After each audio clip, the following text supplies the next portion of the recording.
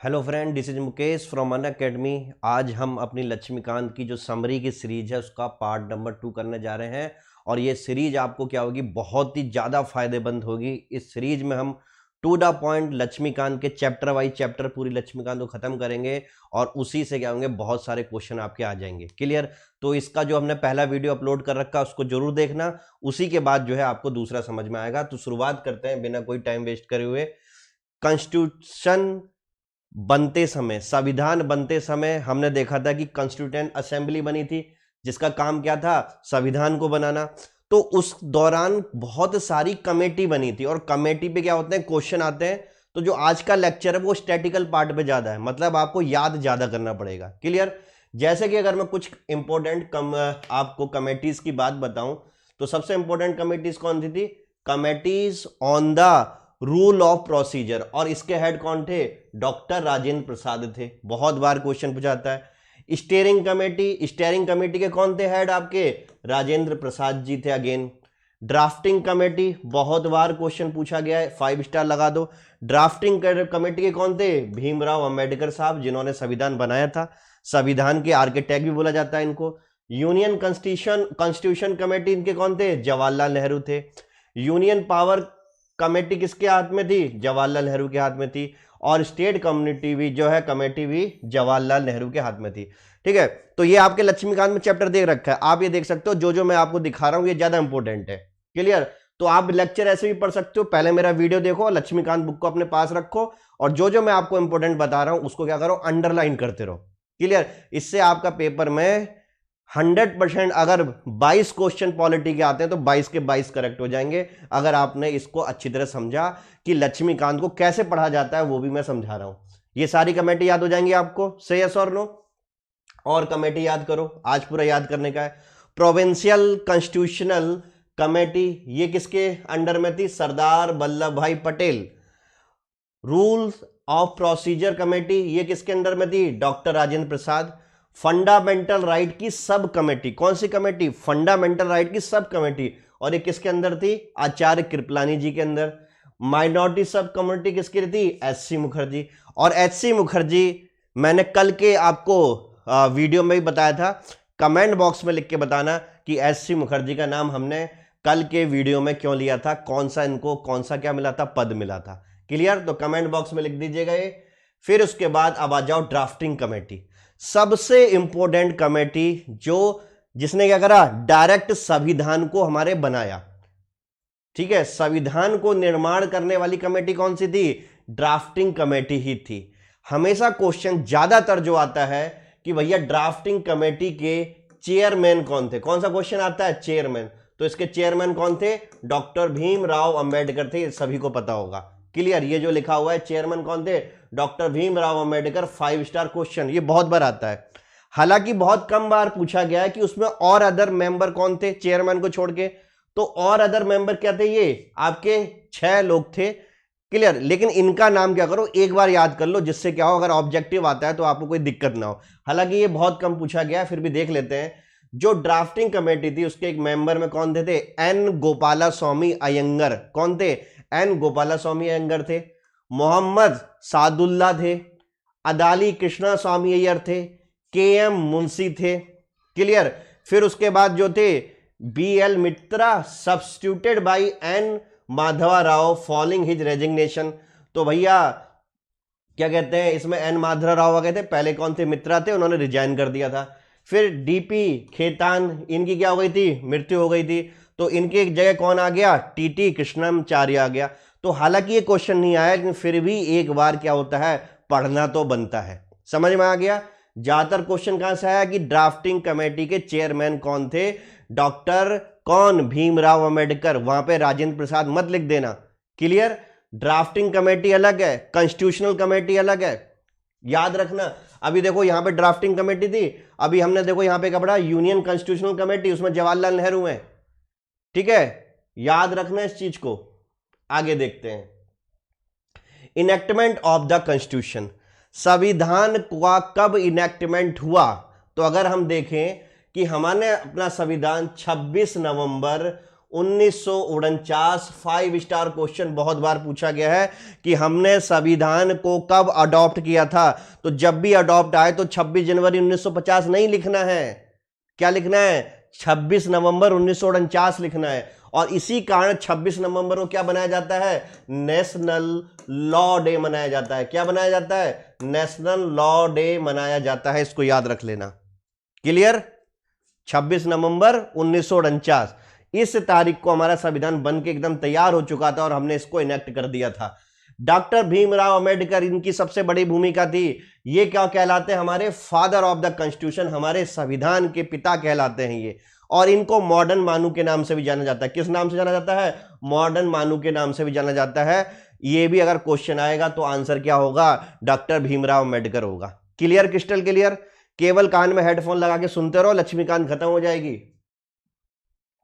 26 जनवरी, अब आपके दिमाग में क्वेश्चन आता होगा कि सर जो है 26 नवंबर 1949 को इनेक्ट करा दिया, तो इन्फोर्समेंट जो करा हमने 26 जनवरी 1950 में, तो वो 26 जनवरी ही तारीख क्यों ली, वो इसलिए ली क्योंकि 26 जनवरी को तारीख चुनने का सबसे बड़ा कारण क्या था कि इसी दिन 1930 में, क्या इसी दिन 1930 में जवाहरलाल नेहरू ने क्या करा था, पूर्ण स्वराज डे क्या करा था, सेलिब्रेट किया था। और इसी कारण क्या है 26 जनवरी को चुना गया था। जवाहरलाल नेहरू आपको पिक्स में दिख रहे होंगे।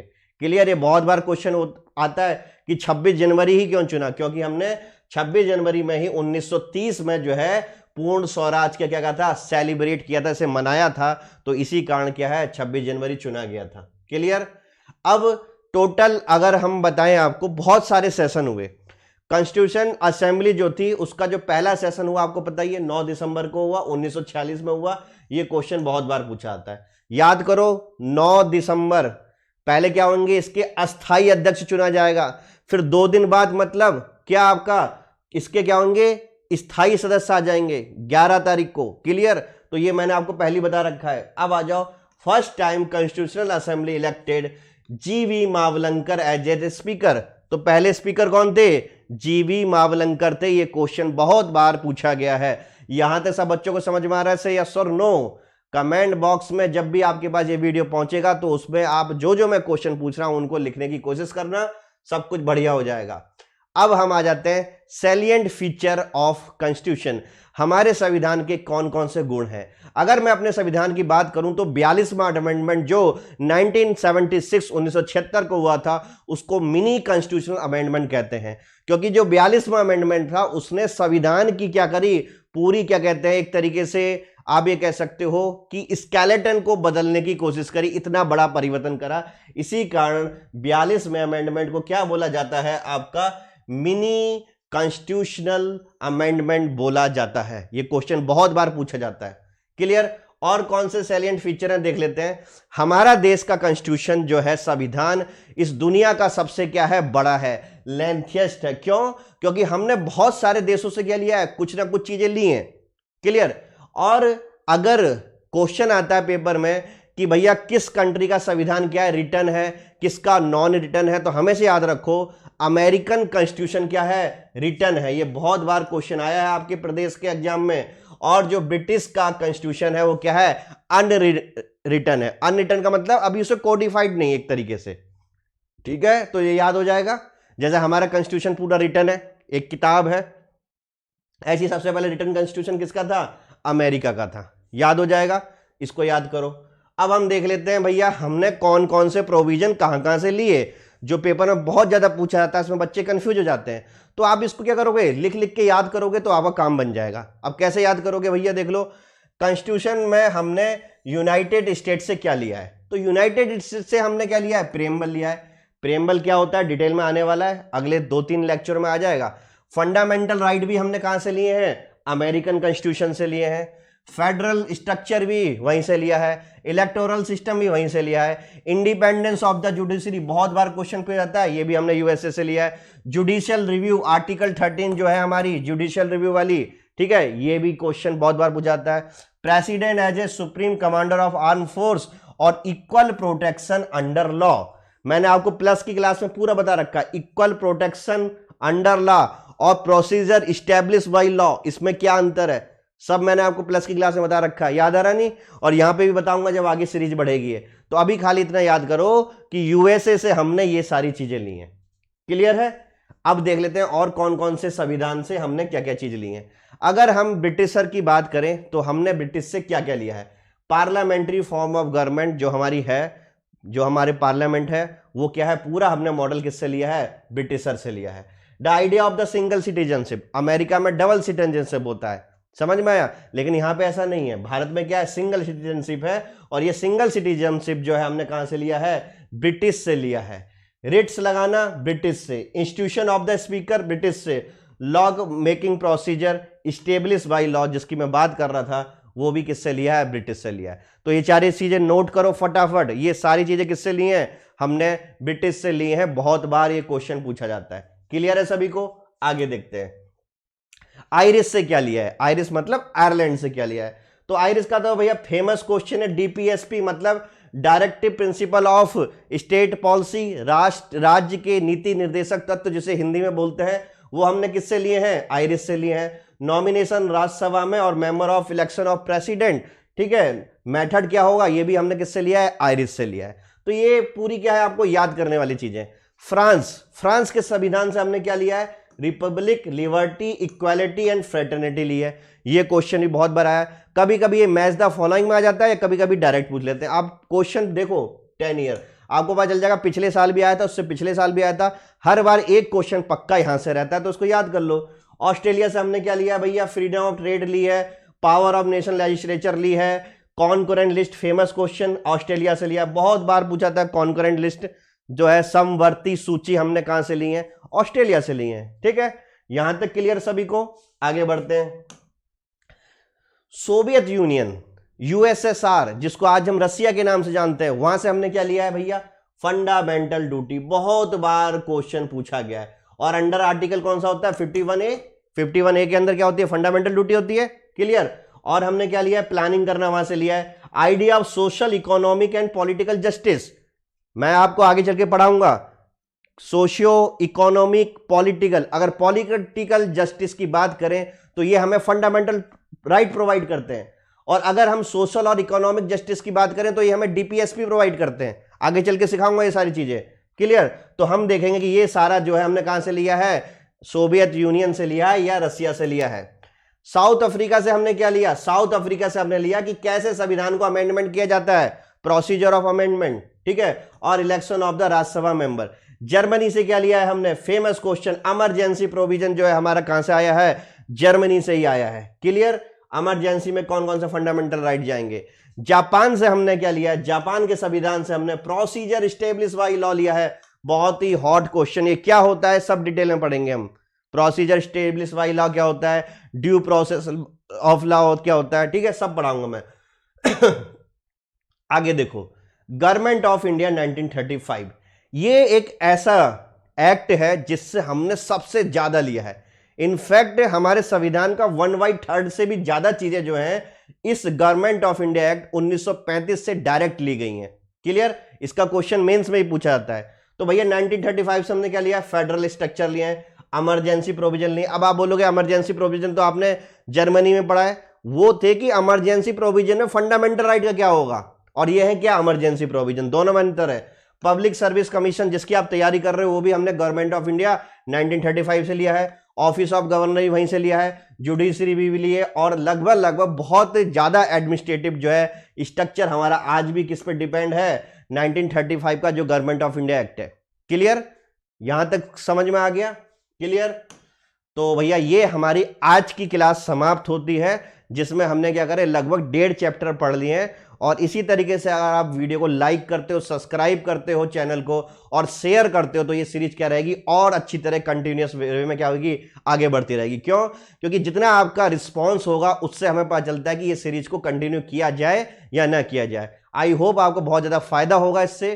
क्लियर? आप इसको सबको देख सकते हो। अब रही, अगर आपको डिटेल में पूरा प्रीलिम्स का कोर्स पढ़ना है, 2020 का पूरा बैच चल रहा है प्रीलिम्स का, जिसमें सारी चीजें मैं ही आपको पढ़ाऊंगा। इकोनॉमिक्स में पढ़ाऊंगा, पॉलिटी भी मैं पढ़ाऊंगा, साइंस एंड टेक भी मैं पढ़ाऊंगा, करंट अफेयर भी मैं पढ़ाऊंगा, ठीक है, ज्योग्राफी भी मैं पढ़ाऊंगा और इकोनॉमिक्स भी मैं पढ़ाऊंगा। ये सारी जितनी भी चीजें हैं 2020 का बैच चल रहा है, आप इसमें एडमिशन ले सकते हैं, आपको बहुत ज्यादा फायदा होगा। और रेफरल कोड जो है आपको क्या करना है, MKS live referral code apply करना है। 12 महीने का सब्सक्रिप्शन लोगे तो आपको बहुत ज्यादा फायदा होगा। मैं एक छोटा सा आपको बता देता हूं 12 महीने के सब्सक्रिप्शन में आपको क्या फायदा होगा। 12th मंथ का सब्सक्रिप्शन ले लो एक ही बार में आप, और रेफरल कोड क्या अनिवार्य यूज करना है आपको, MKS लाइव ही यूज करना है। इससे देखो आपको क्या फायदा होगा, पूरी प्रीलिम्स की क्लासें मेरे द्वारा आपको मिल जाएंगी, पूरी मेंस की GS 1 से लेके GS 4 तक 1 2 3 4 पूरी क्लासें मेरे द्वारा। सोशोलॉजी अगर आपका ऑप्शनल है तो सोशोलॉजी ऑप्शनल पूरा पेपर 1 पेपर 2 मेरे द्वारा। अब इसके बाद क्या है, आंसर राइटिंग। आंसर राइटिंग जो है सोशोलॉजी ऑप्शनल की, ये केवल मेरी तरफ से आपको गिफ्ट है, ये भी सोशोलॉजी ऑप्शनल की आंसर राइटिंग मेरे द्वारा करोगे, सेम 12 महीने के उसमें। उसके बाद paper 1 paper 2 paper 3 paper 4 GS का जो मेंस होता है, जो रिटर्न आता है, इसकी भी आंसर राइटिंग करोगे, वो इसी में 12 महीने में ही क्या है, शामिल है। क्लियर। और प्रीलिम्स की जितनी भी क्लास में कराता हूं, हर क्लास के बाद हमने एक स्टार्ट किया है ये असाइनमेंट देना, और अगर आपने मेरे असाइनमेंट ही पूरे कर लिए तो आपका प्रीलिम्स आराम से क्लियर हो जाएगा। आज हमने एनवायरनमेंट पे प्लस क्लास में असाइनमेंट बांटा, तो डेली जो है आपको क्या मिलता है, प्रीलिम्स की क्लास के बाद असाइनमेंट मिलता है। तो ये सारी चीजें आपको मिल रही हैं। इसके अलावा जो है आपको प्रीलिम्स की टेस्ट सीरीज 15 टेस्टों की ऑल इंडिया लेवल पे आपकी रैंक बनेगी। ये सारी चीजों की जो कॉस्ट है 6300 रुपए कॉस्ट है 12 महीने की। ठीक है, तो आप इस कॉस्ट को लगा सकते हो कि ये कॉस्ट जो है जायज है कि नहीं है, कि भैया पूरा मेंस पढ़ रहे हो, पेपर 1 2 3 4, एक ऑप्शनल पढ़ रहे हो, पूरा प्रीलिम्स पढ़ रहे हो, प्रीलिम्स की टेस्ट सीरीज दे रहे हो, ऑप्शनल की टेस्ट दे रहे हो, पेपर 1 2 3 4 की टेस्ट सीरीज दे रहे हो, फिर उसके बाद जो है इंटरव्यू के सेशन कर रहे हो, सब चीज के आपको नोट्स मिल रहे हैं, कॉपी प्रॉपर चेक हो रही है, केवल कितने 6300 रुपीज में क्या करना है आपको, 12 महीने का सब्सक्रिप्शन लेना है। क्लियर।